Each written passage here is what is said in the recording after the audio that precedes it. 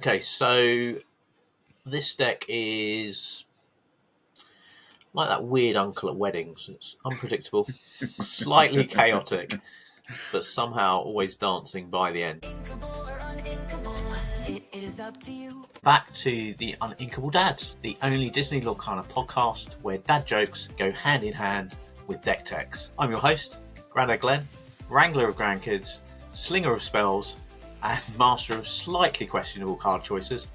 And joining me, as always, is the man, the myth, the madness, the co-pilot of this ink-fueled roller coaster. It's FPS Madness. He's fast, he's fearless, and let's be honest, he probably brought a road jet that shouldn't work, but somehow does. Pretty much, yeah. So tonight we've got some decks that could be pretty competitive, and we'll show you how to be competitive on a budget. So, if you haven't got a full play set of all those legendaries, and you're wondering how you can compete with the people at your locals that have, we've got the answers for you. But before any of that, let's have a look at our week in the ink. So, FPS Madness, how's your week been looking?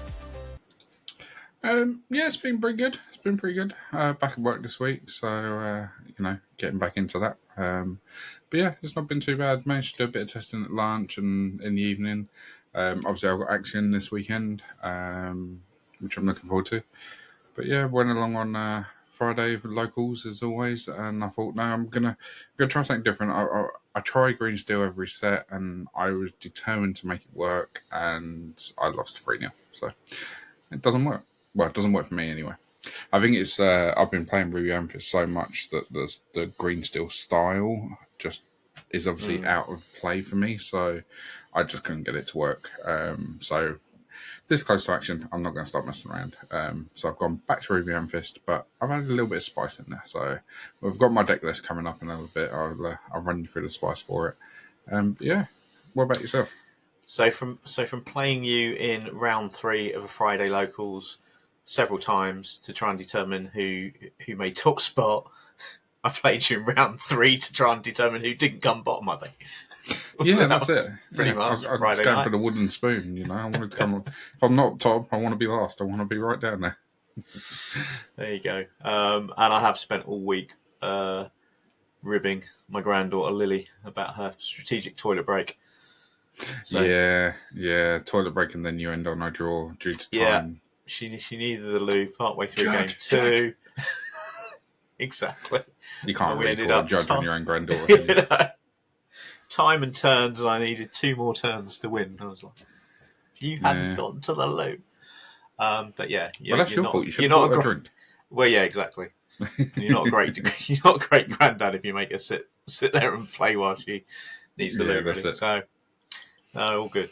But you mentioned Axion, so I want to ask you. So Axion is about 200 player tournament? Is that roughly? I think so, somewhere around there. Yeah, it's going to be somewhere near there. It has been the last couple of times. I think the last time was 220 something. So I'd imagine the same, potentially slightly more. But it's back at the. So I've been twice. There's been 3 that I know of. I've missed one of them.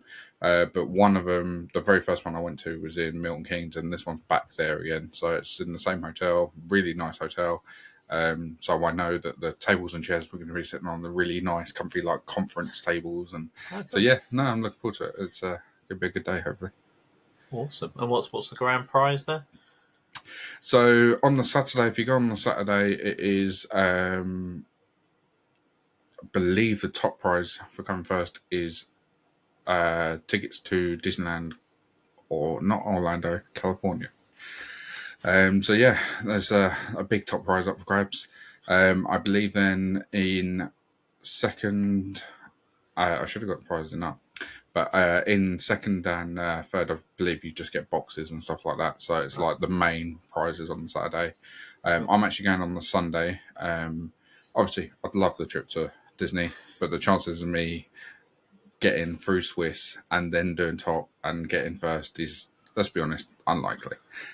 Nothing's How many rounds of Swiss? I believe it's 8 or 9. This is a long old day. Yeah, especially when I'm leaving here at like 6 o'clock in the morning. That would be a long day. So me and one of our locals were going up on the Sunday, and Sunday the top 8's only Swiss. There's no top cut, and the top 8 of Swiss all get £400 towards DLC.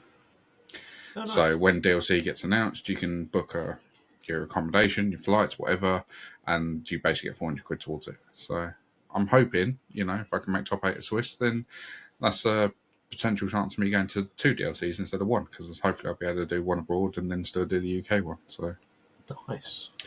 That's the plan. So very nice. Very nice. Either way, confident it's a good day. Fairly. Yeah. I've got to be honest.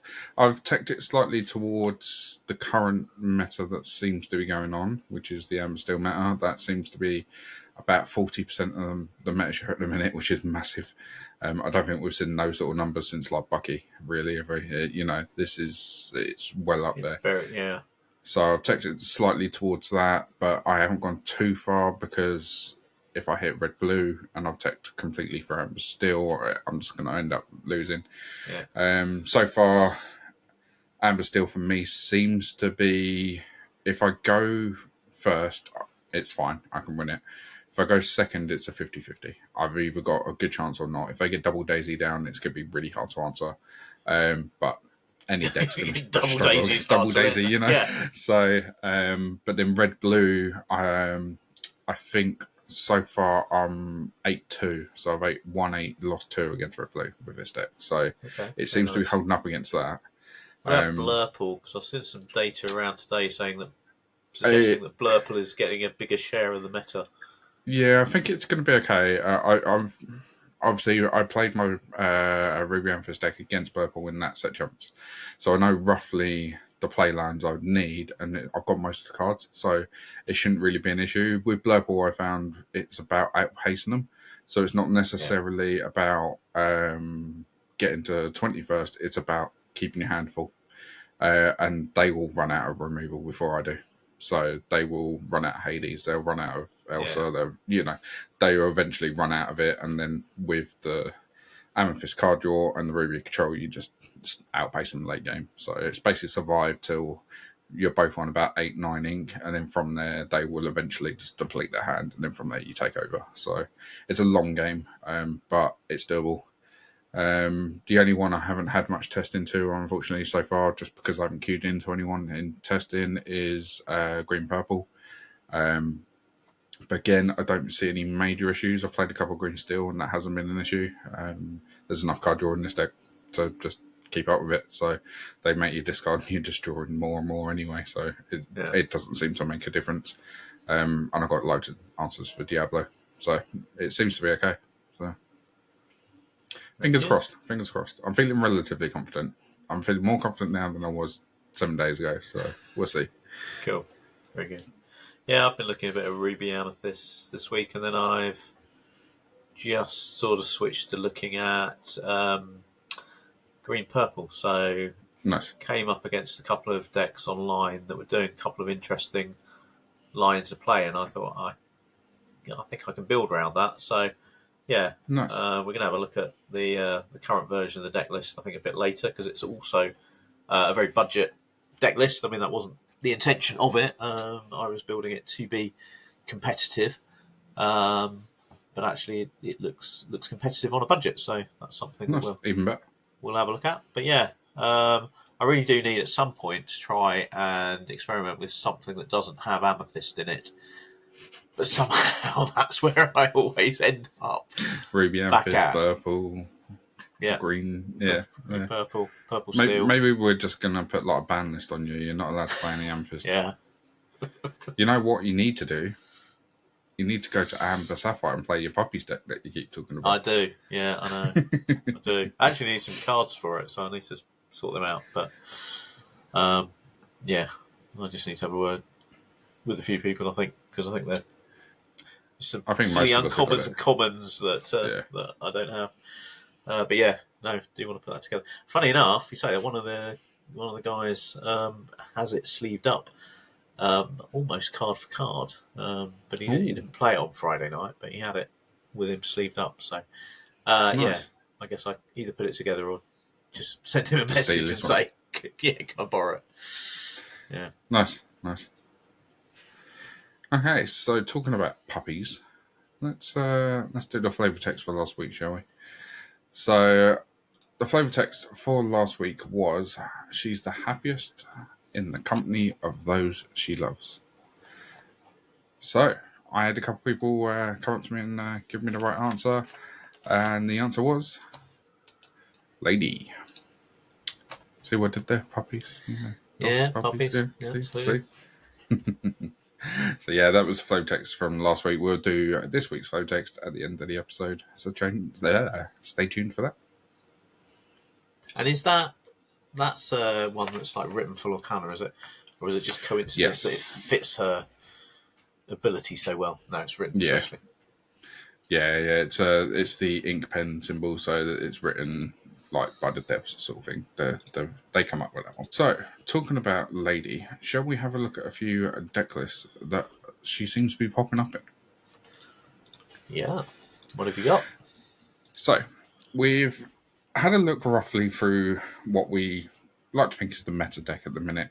Obviously, there are some combinations of different on these, but they're pretty much the same.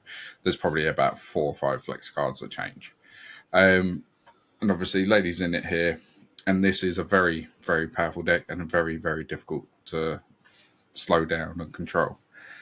Now, the only issue with this deck, it's currently sitting around about 360 to 370 pounds, which is a lot of money for a deck that, you know, you might not want to completely invest in right now, especially since, you know, there's a potential of certain cards disappearing in 2 months' time. So we've put together. Now we've been told that Whole New World is not safe. I think we were all banking on Rapunzel being safe because of the in challenge. set 9 because it's a challenge promo card, but we've been told that is not necessarily the case. So yeah, same for Ariel. You know, are we going to see Ariel anymore? But with a few little changes. So when I say little, 3 sets of cards. So we've removed Rapunzel, Strength of the Raging Fire, and Calhoun Callahan from this. And that actually changes the deck quite a lot. I unfortunately do lose a lot of card draw because Rapunzel is one of your main card draw. But it's not the only card draw in this deck. So it's still doable, still viable. You just have to remember you don't have that option. So you have to, you know, either keep dock in hand off start or, you know, really pay attention to what you're doing to make sure you're not running yourself out of cards. But then going from there, we can just make a couple of little changes. And this actually brings the deck down to around 160, which is £200 cheaper. And difference. I still think quite a viable deck. So we've gone for the Nala here because we've also got Penny. So Penny can remove 2 damage and give something resist +1. We know Nala doesn't hit for anything, but she's just there to quest away. We all know Daisy's a nightmare to deal with. She's not a nightmare to deal with because of her ability. She's a nightmare to deal with because of this 4 strength. So you've got Daisy, Nala, Troubadour basically because of the resist, and Ursula, which are all 4 strength. Obviously, these aren't quite as powerful as Daisy, but they're still going to take a little bit of removal to get rid of them. They're not going to get rid of them easily. And both of these are singers, so with the Zeus sitting in your deck, there's, you know, they could pop off at any time. So you always want to try and get rid of them if you can. And it's always a threat to have to deal with. So obviously we've left the Rhino shift in there. We've brought Penny in to, like I say, for the resist. And I think that was the change. I think it was Nala out. Yeah. Nala in, a couple of extra Troubadours. And I think that was it. Oh, and Penny, sorry. Yeah. So, yeah. So what about, because you talk about card draw, could you bring a couple of desperate plans into this? Yeah, potentially. There are some, you know, you could look, we have got Ariel still, so we can potentially either look at dropping Ariel and bringing in like character card draw, or if you want to bring in some card draw, then obviously Ariel's there for that. You could use Be Our Guest. I believe that's look at the top 4 to find a character. You know, so that may give you options there, finding what you need. So that might find you a Daisy, or find you a Pete, or find you a Lady, you know, or Doc, for instance. So there are options there. I left it low to the ground with aggro just to see, but by all means, you can quite easily, you know, if you can change out something like, I don't think you'd want to remove any of the top lot. Probably these two are the most expensive ones that you could remove. And they're probably like a couple of quid, maybe. Well, no, they're both common and uncommon. So they're probably like 30-40p. So you could probably put in another common and uncommon song that draws cards for the same little price. So, but it's yeah, probably your removing the next most Rapunzel is the big one. Yeah, your lady is probably your next most expensive card, isn't it? In there. Yeah. Then it goes But Lady, such a then valuable Daisy, I card. think. And it's not the same deck without these two. Obviously, you can build an Amber Steel without these two, but it's not going to be the aggro meta deck currently. It'll be a standard Steel Song deck. So, yeah, it's fairly good. It's like we say, it's fairly low to ground, and like we say, this thing is an absolute nightmare to deal with. Which actually led me to do some massive changes to my own deck. But we won't jump straight off that one just yet. We'll bring you one more budget deck, which is obviously your one. Do you want to talk us through this one? Okay, so this deck is like that weird uncle at weddings. It's unpredictable, slightly chaotic, but somehow always dancing by the end.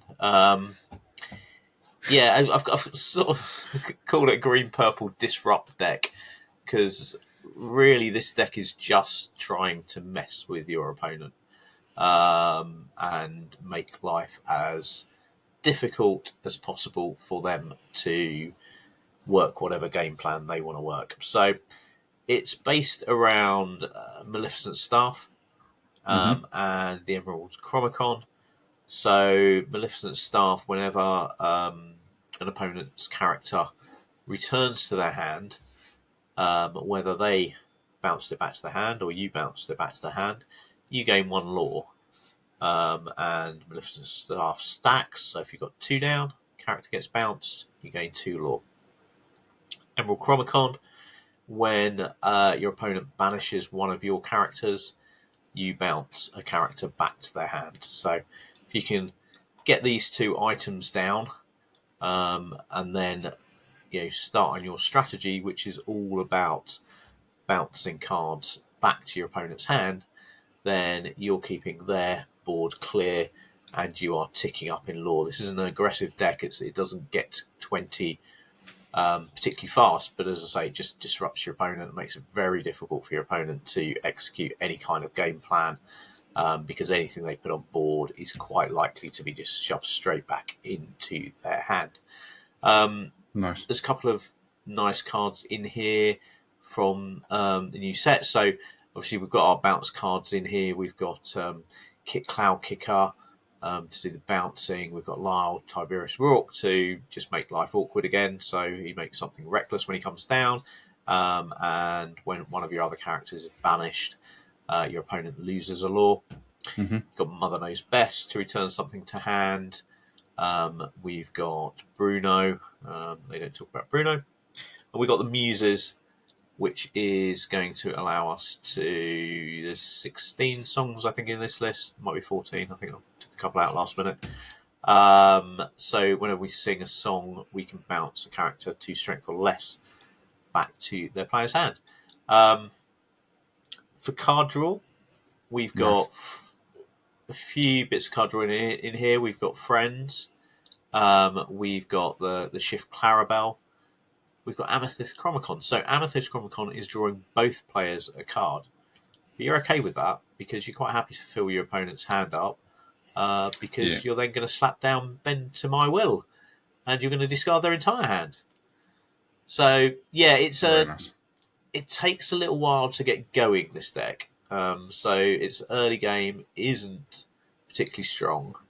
But if you get the combo pieces set up, and you slap Bend to My Will down, it is very difficult for any deck to really do much, because from that point you are just you're just bouncing stuff back to their hand, slowly accumulating lore, and there's not really much they can do. No, nice. Like you say, you've got loads of bounce options here. Genie as well, and the Muse just works so well. It's like you've got to remember with Muse as well. You can bounce your own characters, so you can, if they've got an item down you need to get rid of, you can always bounce a Clarabelle back to your hand and reuse it. same for Clit, or Ursula. So if you've sung Mother No Best, say, twice and got rid of something, you could bounce something else of theirs and then bounce Ursula back to your hand to protect it. There's loads of options with this. I like it. Under the Sea's nice as well.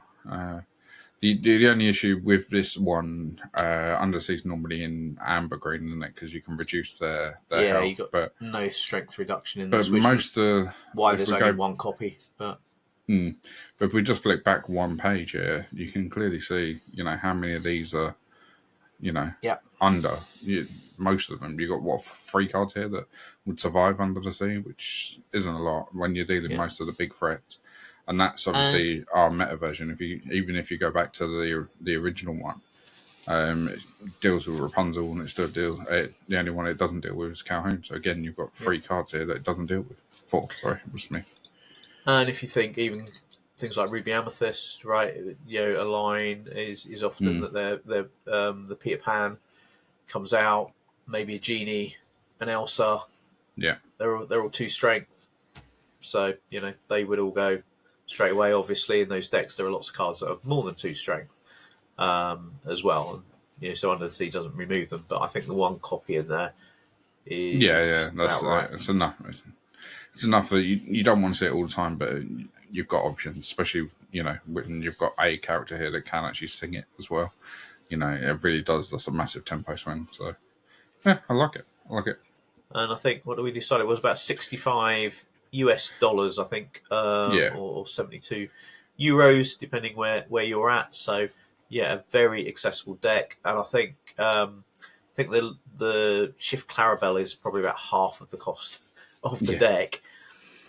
So if you want a really, really budget deck, I think you could do this without the Shift Clarabelle, potentially. I think she obviously adds a bit to the deck because she's quested for 2. She's a big body as well as the card draw, but you could drop it. You could put a couple of Finders Keepers in or something, which is that's it. You could slower just put anything tempo, that gives you a bit of draw, still, really. Yeah. So if you've got genies and rabbits, obviously uninkable, so it makes it a little bit harder. But there's loads of options there for draw because of the amethyst. So yeah, nice, like it.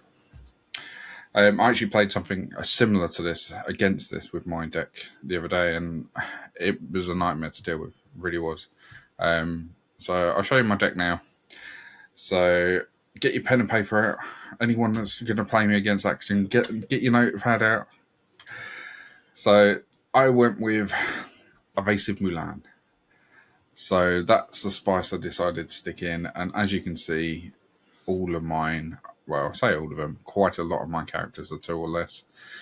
But what I found up against that deck was I just played things that wasn't. So I made sure I got Merlin down, I got Belle down.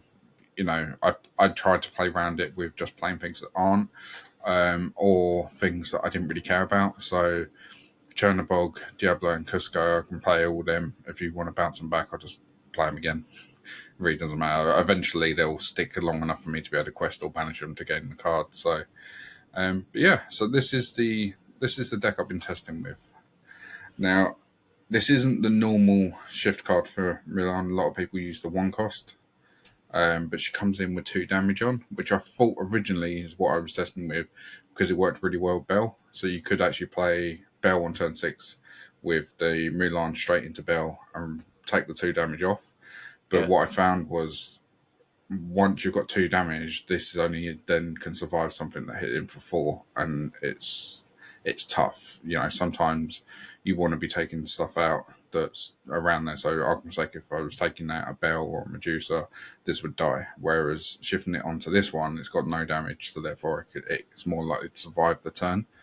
A lot of the time as well, I've actually been playing this out just 6 cost, no shift. I know you lose the damage buff, but I've got 4 crabs. So it's just been, I play it on 6, turn 7 I play a crab, give it the +3, and then you're still swinging for 5. I played a game earlier against Amber Steel, and I put this on board, and they left. They backed out. Because they knew as soon as they quested, I was getting rid of 5 things. So, 3 things. So yeah, it's been working really well, especially into Pluto. Um, they've obviously been playing some of the Amber Steel decks have been playing Pluto as the bodyguard. Yeah. I get this down. This runs into the Pluto. Yes, it takes 5 damage, but it takes out Pluto and then takes out 2 other things as well, and then leaves the board open for anything else I've got on board to challenge afterwards. So it's been working really well. I really like it. Like I say, currently into Amber Steel, it's perfect. If that wasn't a thing, then obviously these would probably get dropped. But for now, for aggro, I'm into blue steel as well. I've run into quite a few players playing blue steel, and this has worked really well into there as well. It just gives a nice early threat. Well, I say early, it's turn 6, but it's early enough that it's before beat prep, because normally they're turning and getting ready and prepping to slap the peat on turn 6 to stop you beat prepping, and instead I'm playing this or shifting this, and it's working quite well. So that's really nice. I mean, it's a card I've been interested in, and sort of looked at it in a couple of different combinations, but couldn't quite get it to work. But yeah, no, sometimes you do feel with Ruby Amethyst that you are just that one turn behind. If I could get to be prepared that one turn earlier. So yeah, if you can shift this in and deal with 3 cards, that's buying you that extra turn. yeah, maybe add yeah, it's been quite good. Especially sometimes it is only hitting for 2, but even then, you can challenge into like Daisy and do the damage across to Lady and something else, and then next turn I've then been playing Belle and healing this and moving it somewhere else, and there is options with it. Obviously, but basic case scenario, you shift it. Slightly worse, you play it, then hit it with a crab, and worst case scenario, you just play it on its own. But even playing on its own is still a threat, and it seems to be working quite well. So I do like it, and it can sing Pirate's Life, which is always good in this deck as well. So yeah, hope you've made your notes. Hope I don't run into anyone that's watched this and now knows my deck. So if you are watching it, and you do run into Michael at Axion, obviously give him say hi to him, let him know. Yeah, I'll know when I sit down opposite the table and I go, I like the Milan in your deck, and I'm like, damn it, Judge.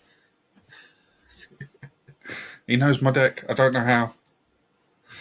I didn't talk about it on YouTube, honestly. So yeah, it's a bit different, but I'm hoping it'll do well. It'll do well. So going on from there, we have, before we hit Worlds, we have a little bit of Uninkable Dads news. So I know we have Lorcana news, but we also have a little bit of Uninkable Dads news, and that is the fact that we will be at the Essex Card Show, and we have Media Pass entry to it. So we will be there, checking it all out and reporting back to everyone on how good the wonderful day was.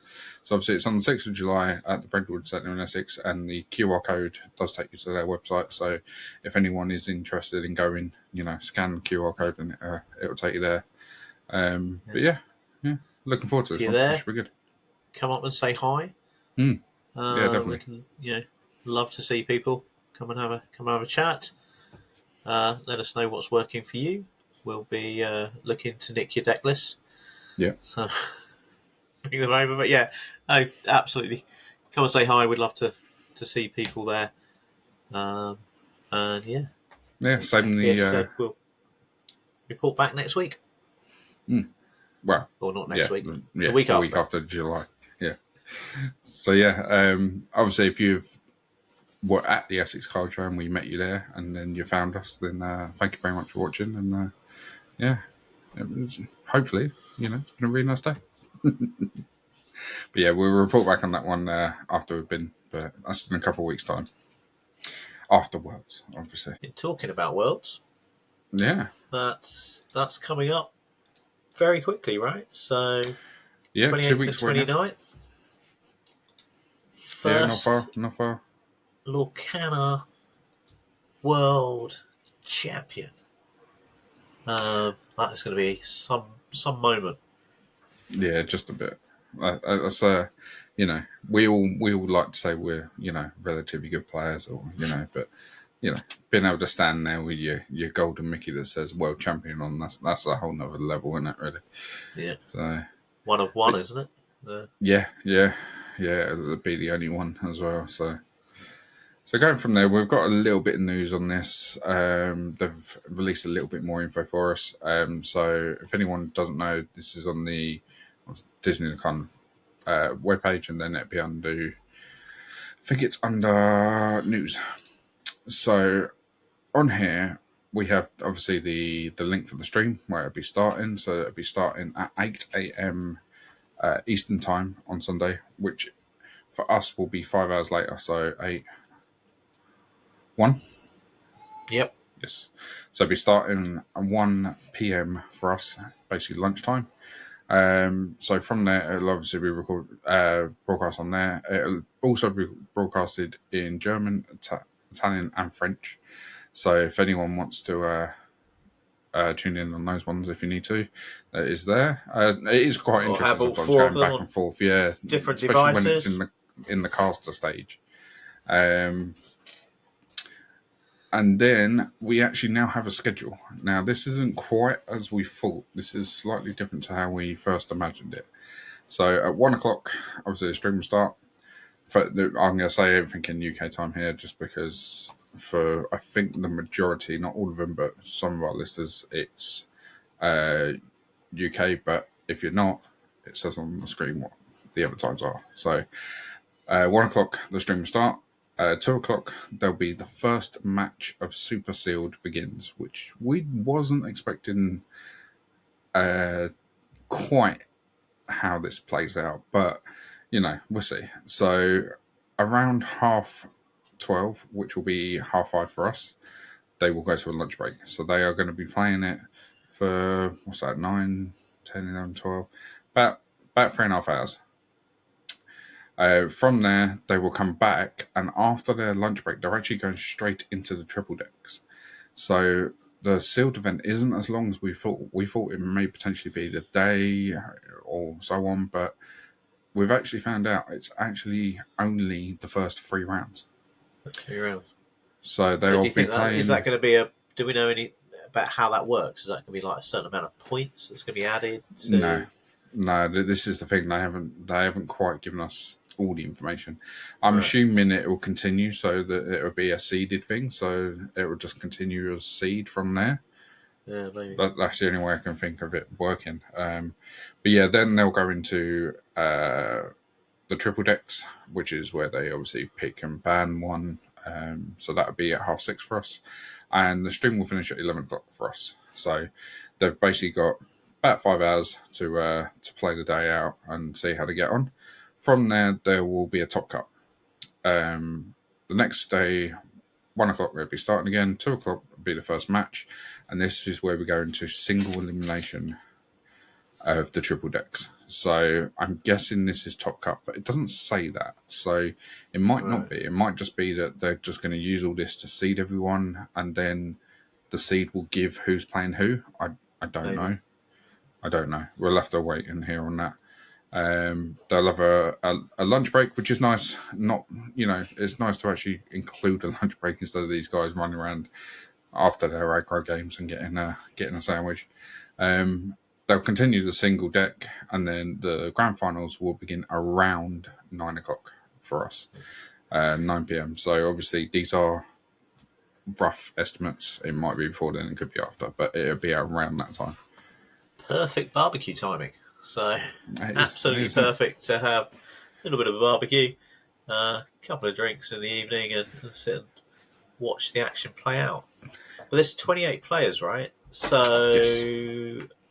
There must be some kind of top cut, because 28 doesn't work on a single elimination. No, that's what I mean. It doesn't really say anything. It's yeah,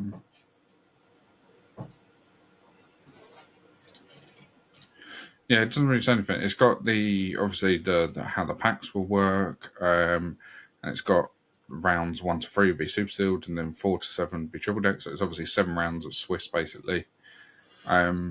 Obviously the deck list will be known. It's open deck list, and then it's just as the Sunday's the elimination. So seeding in Swiss will get to pick whether they go first or second. But apart from that, so maybe it's just all to basically determine the dice roll. You've got an entire day of sealed and triple deck to give them a chance to actually play these decks. I mean, you got to imagine, they haven't had that long to basically play it, and then from there it'll be Swiss would determine the order of who plays and who goes first, maybe, and then they'll have best of 3, and then followed by the grand finals, which is obviously the best of 5. Yeah. So yeah, obviously no intentional draws are allowed. Yeah, that's pretty much all we have. Obviously, we had the pricing, but apart from that, that's all the information we have on Wilds at the minute. And the triple deck format, so you've got to use all 6 colours across 3 decks. Mm-hmm. Your opponent can ban a colour. Yeah, there's been different people sort of talking about this, which I've been really interested in watching people's or listening to people's thoughts on YouTube over the last week or so. Been sort of thinking about it myself. There's a lot of strategy in this. What do you ban? What do you take? I mean, if you're DKP, do you even bother taking a Ruby Amethyst deck? Ruby Sapphire deck. It's your deck. You're the best player in the world at it, but anybody that sits down opposite you has got to ban that deck. Yeah. Surely. So do you not even bother? It could be quite interesting because you could generally have a player that makes it really, really far just because they've taken decks that shouldn't be decks, if that makes sense. So obviously, right now in the meta, you would quite easily say it should be amber steel, red blue, and green purple. That should be the colour combination.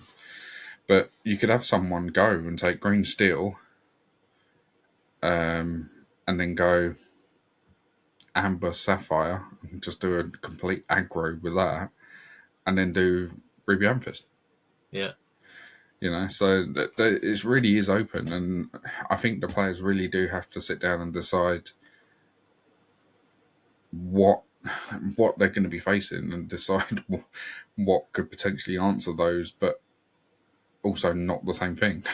It could be really interesting. I think we will either see just loads, everyone's running the same sort of decks, everyone's just running those 3 combos, and it's just a case of everyone's going to ban amber steel, and we're going to see no amber steel all day. It's just going to be red blue versus green purple for the entire day, and then we'll get an amber steel in the final. Or it could be someone who's highly teched into aggro, and therefore they banish the Sapphire Ruby because they can eat the other 2 alive. Yeah. So I think keep your eyes peeled for the mad lad who takes the Sapphire Steel ramp deck, and have a look for what other spicy decks are in there.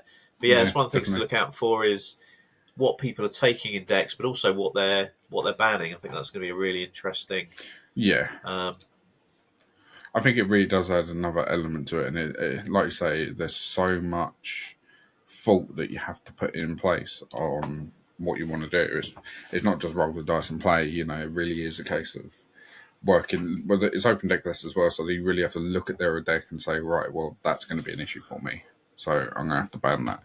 So, or no, sorry, not ban it. You put it on the side table on it, or what do you do with it? I can't even remember what you do with it. You ban it. I think that is the language they're using.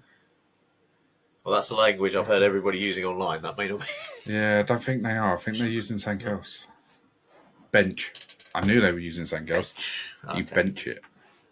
Which makes sense, right? Because it's not banned, because you might be playing it in the next match. But cool. So the big money question then: who's your pick? I don't know. I honestly don't know. There's just so many good players, I really don't know. I mean, I think DKP could do really well. My only issue is I don't know what he's going to be like on the other decks. This will be so fun, right? He might turn out to be a brilliant aggro player. He might be there with Chernodogs and just ripping it up and aggroing everyone, racing to 20. None of us knew it. But yeah, I don't know. I can see potentially Zan doing really well. He's probably the most successful out of everyone. He's got 3 golden Mickeys already. So one more and one that says world champion on there. He'll have his play set, and he's got a master set, isn't he? You know, so and he's won them with quite different decks at times. this is it. This is the thing as well. It's not been. I think one of them was green steel. I think the other two were something different. I don't think he run green steel for all three. No, so, he definitely didn't. Can't remember what as they far were, as I'm aware, he's probably the player that's played the most different decks and won. Obviously, you got Zach. I think Zach won his with blue steel, which currently isn't really a thing. I've played against a few of them. But so Zach Bivens, but he's really steel. So long as he can get steel out, he's all right. Because amber steel, purple steel, sapphire steel, he's done really. He normally well builds all of those some decks. slightly different, doesn't he? So I think he was the one that started playing Peakley and stuff like that. So it could be interesting to see what he comes up with there. I think he'd be the people's champion maybe as well. He's very well liked in the community. Yeah. But drop us a comment below. Let us know who you put your money on. Who you reckon? Who do you think's going to come home with that golden 1 of 1 world champion Mickey? I think the other one that we haven't mentioned that is a real standout to me is Frank Carsten. Yeah. Obviously, I think Frank, veteran of card games, so he's done. He's a he's done the sealed. He's done so he knows the sealed format. He's played a lot of that. He'll understand. This is the thing. Format. Obviously, he goes really deep into the thinking around the strategy as well. So I think this will really suit him. We don't know much about how it's going to work with the seal. Like we say, we know it's the first 3 rounds, but that's it. So if they're going from the first 3 rounds, it is basically the first 3 rounds are switched. The first 3 rounds are so important because that's where you get away. Well, normally you get away from the random decks or the aggro decks or whatever, but that's not going to happen here. Well, we've got 28 of the best players in the world, so I don't think anyone's taking puppies. No, but if anyone does take puppies, I'll be... If anyone takes your puppy deck, that's it. I'm gone.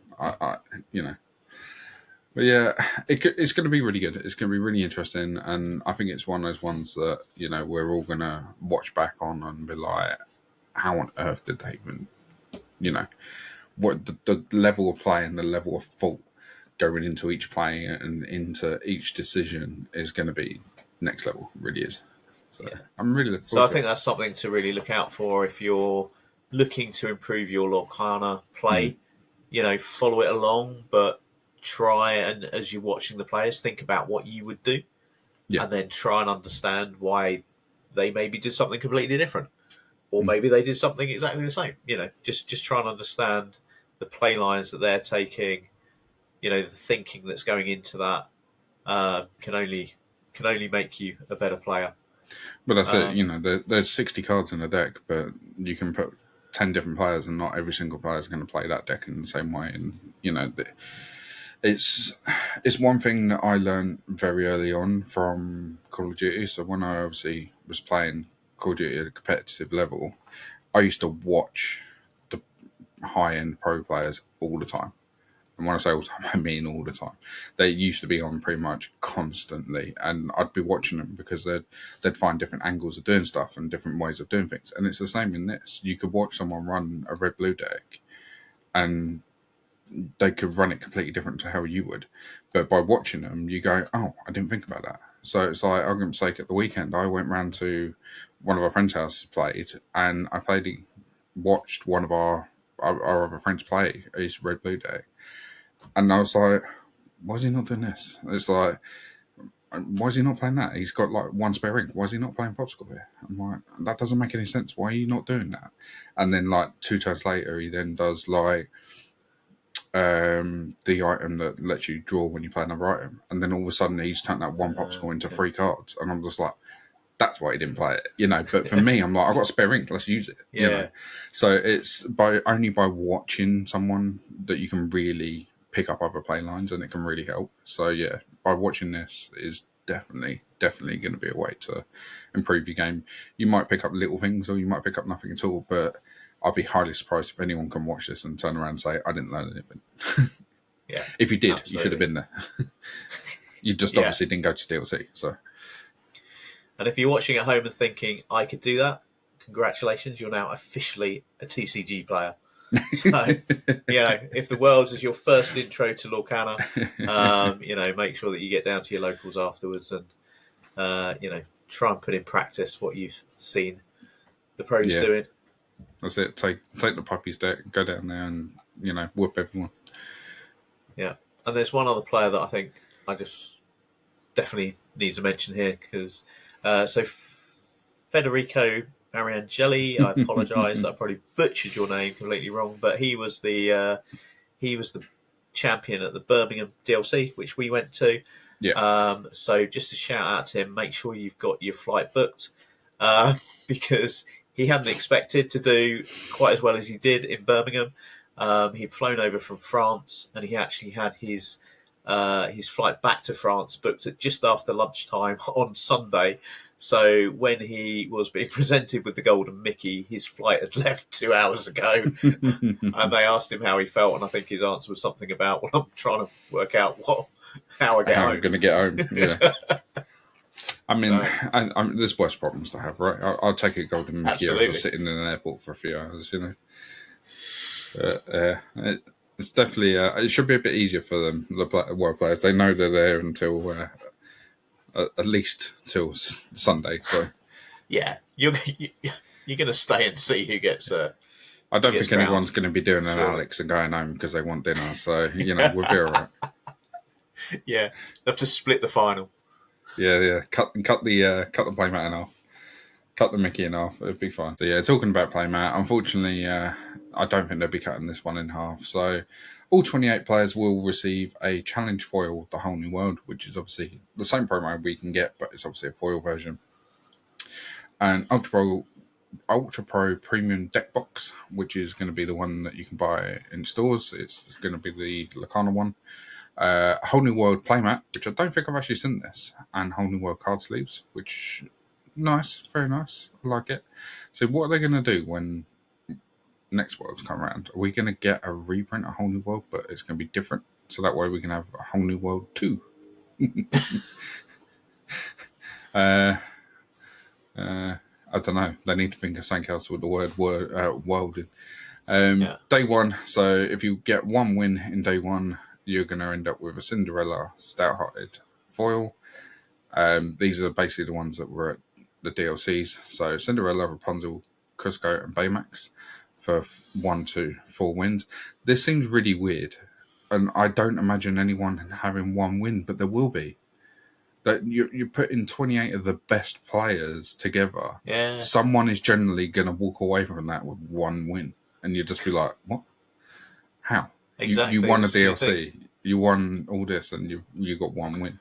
But yeah, there are going to be some incredible players that are going to get knocked out fairly early because they're all fantastic players that are there. Yeah. The top 8 will receive another Golden Mickey. So most of these players, I think all of them, I think you have to have won a Golden Mickey to be there. Not quite. There are a couple of pass downs. Oh, okay. So there are a couple of people there that haven't got a Golden Mickey. So what would be really nice is that they... For them to get one. Get the Golden Mickey so that everyone who comes away from that tournament has a Golden Mickey. So there'll be 8 Golden Mickeys for the top 8. The top 4 will receive a full set of Rainage Fire, including the Enchanted, which was the top price for DLCs, wasn't it? So that's nice that the top 4 is going to get that. The top 2 will each 1 copy of each Challenge Series promo. So this is going to be basically all this lot, but it'll be all the ones in between as well. So the Let It Go, I think there's a couple others. I can't think of what they are, but there's more in here. They'll basically get 1 year, 1 of each again. So they'll probably end up replacing it by the end of that. So that's the Cinderella as well. Cinderella, Rapunzel, Cusco, Baymax. I think it was... Pretty sure there's a Let It Go. And Let It Go something was else. Top 128. Yeah. But anyway, they're going to get a full series of that. Lots and then of obviously cards. the world champion will get the 1 of 1 serialized Mickey with the words world champion on it, and a world champion trophy, obviously. But And just that title of the first ever Disney Lorcana world champion, which is going to be a little slice of history. Yeah, it's going to be pretty mental. I don't imagine, and I hope that they don't, but if they ever decided to sell that at some point, I hate to think what it would end up going for. Yeah. I think the highest recorded Golden Mickey went for something like 20. About 20, yeah. About 20,000. So, very nice. I'm considering 500 of them are printed. God knows. I mean, just what they get before going there. The promo cards, everything they get before going there is probably 15 grand's worth of stuff potentially. Yeah. So yeah, which is awesome. Very nice. But more important than the prizing is Mickey Mouse going to be giving the prizes to the winner? I mean, much as we love you, Ravensburger, yeah, exactly. They're at Epcot, so much as we love you, we want to see Mickey Mouse on that stage, handing over his golden card. That's it. He's got to be there. He's got to be. I'd be slightly disappointed if he's not now. Surely, I understand he's a very, very busy in the park, but surely he can spare 10 minutes. Yeah. And can you imagine that, right, as well? So that finishes, the ceremony is at, I've just realised something. Yeah, 7 o'clock. So you'll finish the ceremony, you'll get it all done, you pack all your stuff up, you'll walk outside in Epcot, 8 o'clock, fireworks. Look at that, eh? What more could you do? Yeah, they're not daft. No, see? Gives you an hour to get outside and enjoy the fireworks as a world champion. Very nice. Yeah, it's pretty good. It's pretty good. If you can't really have a bad day in a Disney park, can you? So even if the World Championships hasn't gone your way, you walk out the hall and go and get on some rides and shake hands with Mickey Mouse. I mean, yeah, that's it. So I wonder how many of them are going to be going around the park and getting them to go find Rapunzel and get her to sign a Rapunzel card. Go find. Haven't they got something? Didn't they say they got something like on the Friday or something that they were going to, that was being put on specially for the players? Some sort of potentially treasure hunt or something around the park. Well, you got to find the hidden Mickey, you see. So yeah, I wouldn't be surprised. They got something planned. So be interesting to see. So I'm sure that'll end up being on YouTube or Twitch or something somewhere. So the flavor text for this week is, "At last, this is where your luck runs out." So it did appear on a card that we featured in a deck today. So it will be there. But yeah, once more, that is, "At last, this is where your luck runs out." So drop us a comment. Let us know. Let us know what you think it is. And we will reveal that at the start of next week's episode. And actually, while you're there, let us know who you're rooting for at the World Championships. Mm-hmm. Who do you think is going to win it? What decks do you think are going to be the key decks to look out for? Drop those in the comments as well, so we can see, who the most popular players are, and what decks people think are going to be the ones to look out for at the Worlds. Yeah, definitely. I think it's a bit awkward because there's a lot of cards involved, but I think we need to try and do a Worlds format day at some point. We'll do it around Chris's. We've done the tournament around Chris's before. We'll all be free decks, and you can ban one, and we'll have to give it a go ourselves and see just what the pressure of all that thinking of what you want to do is. Cool. So that is everything for this week. I hope you enjoyed the episode. Like I say, we've got some amazing decks in there, and let us know how you get on. If you try any of these and do any well, just drop us in, or if you've got your own deck list that beats the meta deck, let us know. So without further ado, it's time to roll out that playmat. Pack away the dice. And remember, stay uninkable. See you next time.